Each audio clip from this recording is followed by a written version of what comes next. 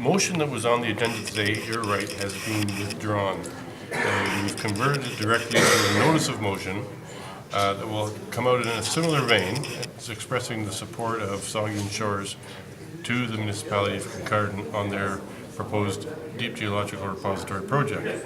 And the reason that we did that was because just the nature of the way this came up, it's been perceived by many that this was rushed onto the agenda and didn't give due process for public to get their deputations and speakers together, and in the interest of fairness to the public and responsibility that we have, we decided that giving 2 more weeks still puts us within the timelines for the Minister of the Environment, and it also allows us a chance to hear from the public and hear all of the interested bodies, because we know this is it's a subject that has many different points of view, and we want to make sure all those points of view get their chance to express themselves. Are you hearing that out in the public, that people want to have their say? Is it going to be a busy night?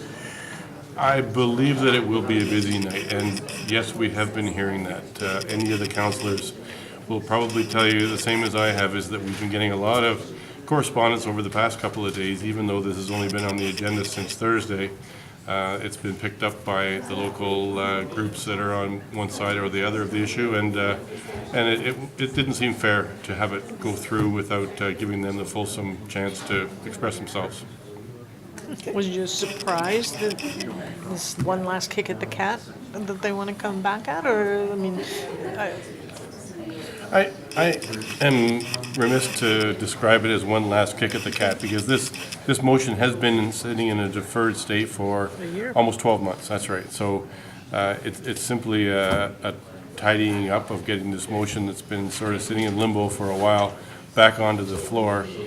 It's just that the way that it came out as a late addition to the agenda, and people only had basically Thursday, Friday, and then the weekend to consider their opposition to it. We just thought it better optics for us to give more chance for people to comment and get a fulsome discussion on the table.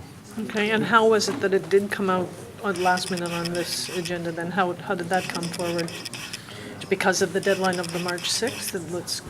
Yeah, it was brought to my attention late last week that this agenda needed to get onto an agenda soon if it was going to meet the March 6th deadline for submissions to the minister. So it seemed an appropriate time by the administration to have it on this agenda, and I would have been willing to vote in affirmative on this right now, but in the same vein, I'd like to hear all of the opposing or supporting groups express themselves. One last time. Since it's going to be a minister's decision with all this input from the experts, what is the weight of Saugeen Shores Council's either endorsement or non-endorsement, depending what happens? I mean, the weight of our endorsement on this project, I don't think it's going to be the item that tips the minister in favor one way or the other, but it certainly is a way for us to